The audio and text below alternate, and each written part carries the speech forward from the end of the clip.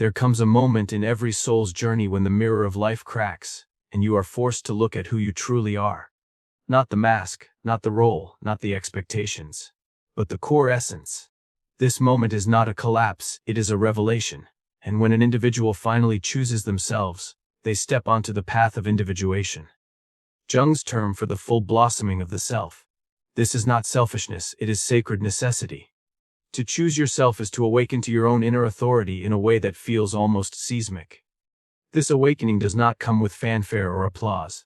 It comes quietly, as a deep knowing rising from the depths of your unconscious.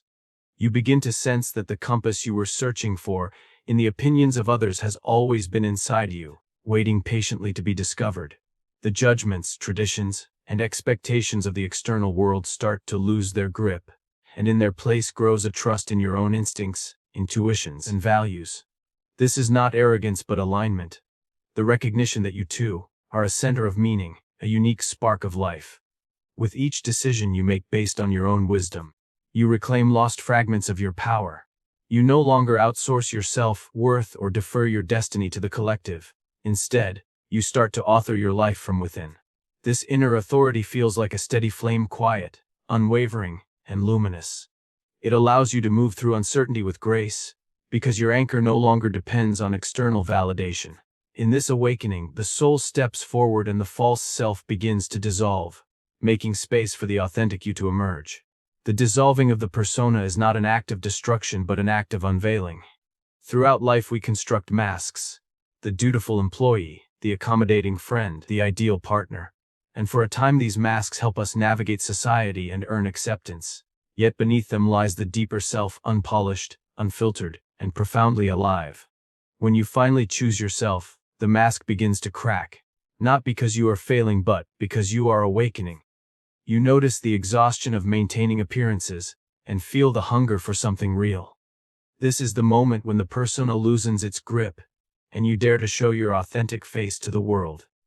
It is a trembling, liberating process, like stepping out of a costume you've worn for decades. The dissolving does not happen overnight, it is gradual, like mist lifting to reveal a mountain. Each time you speak your true feelings, express an honest boundary, or follow a passion you had long hidden, another layer of the persona falls away. Vulnerability replaces performance, intimacy replaces image, and the soul begins to breathe again.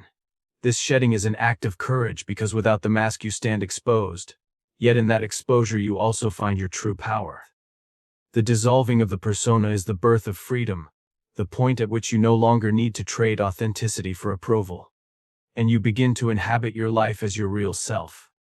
Confronting the shadow is one of the most transformative and demanding steps on the journey of choosing yourself. The shadow is not a monster waiting to destroy you but a neglected treasury of all the qualities, fears, instincts, and longings you have been taught to hide. It is built from everything you have repressed: your unexpressed anger, your unacknowledged envy, your unclaimed talents, your unmet needs.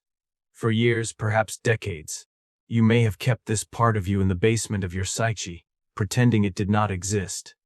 Yet choosing yourself requires that you turn toward it with honesty and courage. This confrontation is not about self-condemnation but about self-reconciliation. By bringing the shadow into the light of awareness, you transform it from a sabotaging force into a source of vitality and wisdom. You begin to see that within your anger lives your capacity for self-protection. Within your envy lives your hunger for growth. Within your fear lives your desire for freedom. As you integrate these aspects, you stop projecting them onto others, and you reclaim the energy you had been using to keep them suppressed. This is not a comfortable process. It may feel like walking through fire. But each step you take into the shadow deepens your authenticity and expands your humanity. When you confront your shadow, you stop running from yourself, and the fragmented pieces of your soul start to form a whole. Out of this integration arises a deeper power and clarity, a groundedness that cannot be faked. Because you have met the parts of yourself you once feared most and discovered their hidden gold. The sacred no is one of the most powerful acts of self-respect you can ever perform. It is not born of bitterness or rebellion but of clarity and inner alignment. For so long, you may have been trained to say yes. Yes to pleasing, yes to overextending, yes to obligations that drained your spirit. Saying yes to everything can feel like generosity on the surface. Yet it often masks a deep fear of rejection or disapproval. When you finally choose yourself, something shifts. You begin to understand that every yes carries a hidden cost if it violates your truth. The sacred no emerges from this realization. It is a quiet, firm boundary that protects your energy, your values, and your destiny. Saying no is not a rejection of others, but an affirmation of your own path. It creates the space for authentic yeses, the ones that resonate with your soul rather than your conditioning. This no may at first feel uncomfortable. It might trigger guilt, anxiety, or fear of losing relationships. But as you practice it, you notice your life becoming lighter and more congruent. You reclaim the hours of your day, the clarity of your mind, and the dignity of your own inner authority.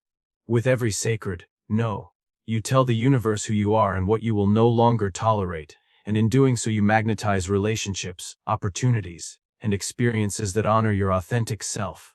The sacred no is not merely a refusal.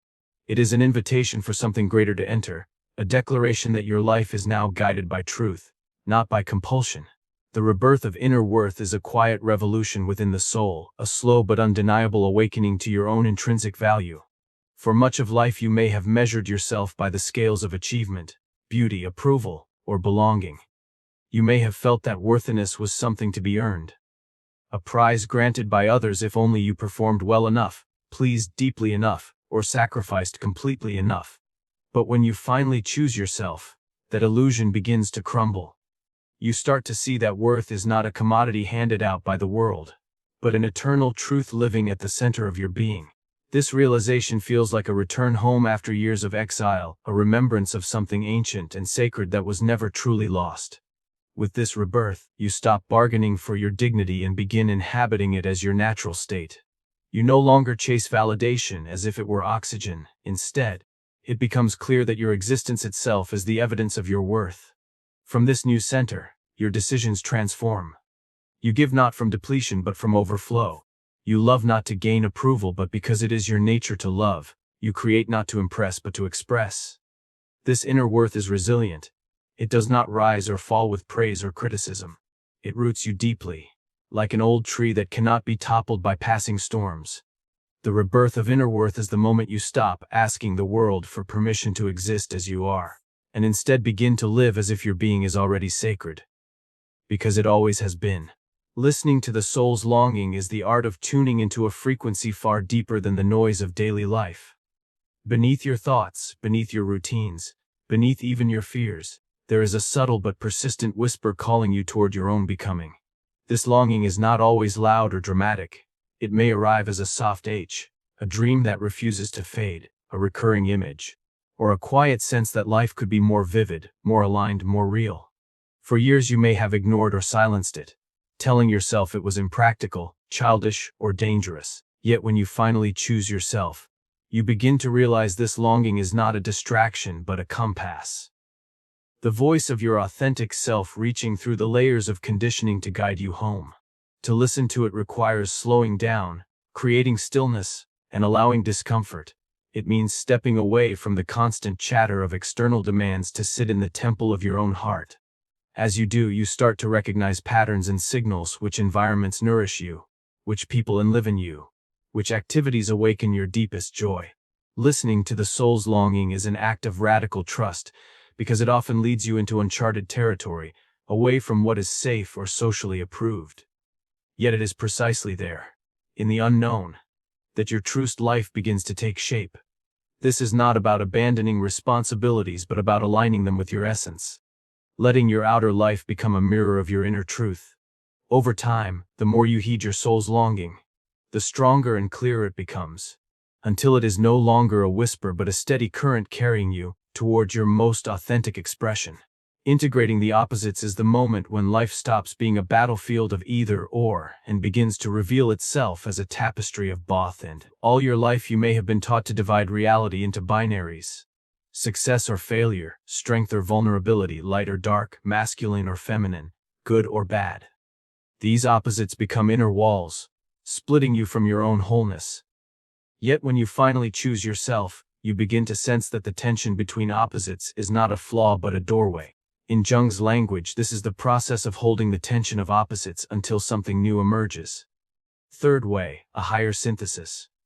This is not about diluting one side to appease the other. It is about allowing both to exist in their full truth inside you. Your strength does not erase your tenderness. Your joy does not invalidate your grief. Your ambition does not cancel your rest. By integrating opposites, you give yourself permission to be vast, complex, and multidimensional. You begin to see that your contradictions are not weaknesses but raw material for your becoming. This inner integration also dissolves judgment. You stop projecting your rejected parts onto others and start meeting people with deeper empathy. The energy you once used to fight yourself becomes energy you can invest in creation, love, and purpose. Over time, this union of opposites produces a stability and authenticity impossible to fake. You are no longer thrown off balance by life's dualities, because you carry both poles within you as complementary forces. Integrating the opposites is not a final destination but an ongoing practice of wholeness, a daily invitation to live as a bridge rather than a battleground.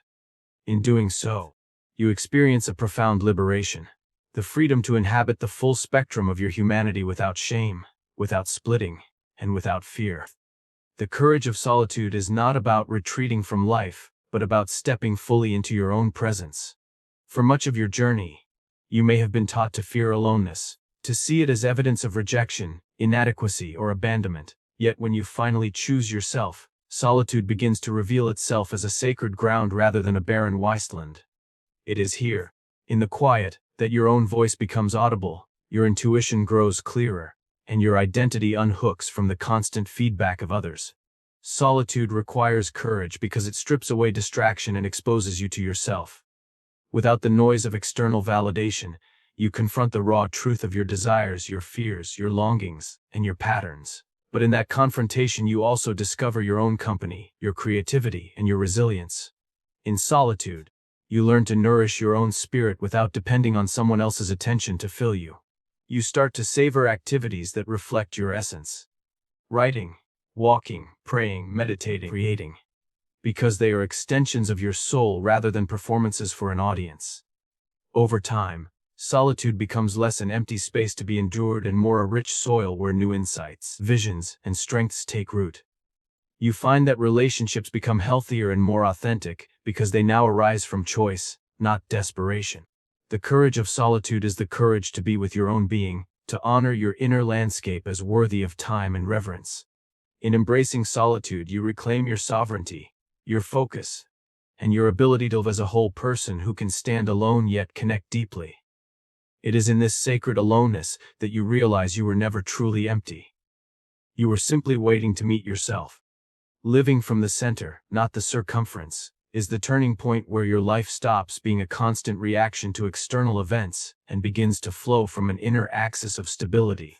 For much of life you may have been spinning at the edges, chasing approval, managing impressions, trying to hold together relationships or roles that no longer feed you. This outward orientation leaves you exhausted and fragmented, as if every gust of circumstance could knock you off course. But when you finally choose yourself, you begin the slow, deliberate movement inward, toward the still point at the center of your being. This center is not an abstract idea, it is an embodied experience, a felt sense of rootedness and self-trust. From this inner ground you become less swayed by passing trends, crises, or expectations, and more guided by your own values and vision. Decisions no longer feel like frantic calculations but like natural extensions of your essence. Living from the center allows you to meet life with equanimity, because you are anchored in something larger than the noise of the moment. You stop defining yourself by your roles and start defining your roles by who you are. Relationships shift from being about filling a void to becoming expressions of your wholeness. Even your ambitions take on a new tone. They become vehicles of self-expression rather than proof of your worth. This centered way of living does not make you rigid. On the contrary, it makes you flexible and resilient, like a tree whose deep roots allow it to bend in the storm without breaking. Over time, living from the center becomes a practice of alignment. Moment by moment choosing to return to your core, to remember who you are beneath the stories, and to let your life radiate outward from that sacred place. In doing so, you discover a quiet power that no applause, no criticism, no circumstance can grant or take away, because it flows from within you and nowhere else. Becoming the embodied self is the culmination of the journey of choosing yourself. It is where inner realization turns into lived reality. For so long you may have felt like two people, the one you sense yourself to be inside, and the one you present to the world. Choosing yourself draws these two into alignment, but embodiment is what seals the transformation. To embody your authentic self means your words, actions, and relationships now echo the truth of who you are. There is no longer a split between your inner life and your outer expression. This shift is subtle but profound. It is not about perfection, but about congruence. You stop performing, and you begin inhabiting. Your posture, your tone of voice, your daily choices start to carry the unmistakable signature of self, respect, and inner authority. Embodiment also means bringing your insights into the body, your nervous system, your breath, your habits, so that your transformation is not merely intellectual but cellular. It shows up in the way you walk into a room, the way you handle conflict, the way you rest and create. This stage requires patience and integrity, because old patterns may try to reassert themselves. Embodiment asks you to choose again and again, to live your truth even when it feels risky. Yet with each act of alignment, the new self becomes stronger and more natural until it is simply who you are. Becoming the embodied self is not about separating from the world, but about entering it fully as your authentic being, bringing your gifts, your boundaries, and your wisdom to everything you touch. It is here that individuation blossoms into contribution, where your inner freedom radiates outward, influencing others not by preaching but by presence. In embodiment, you become a living testament to the power of self, knowledge, and self-acceptance, a person whose very existence invites others to claim their own wholeness. To finally choose yourself is to become whole. It is not abandoning others, it is becoming strong enough to serve the world with authenticity rather than obligation. As Jung would remind us, the privilege of a lifetime is to become who you truly are. Today, let that privilege be your path.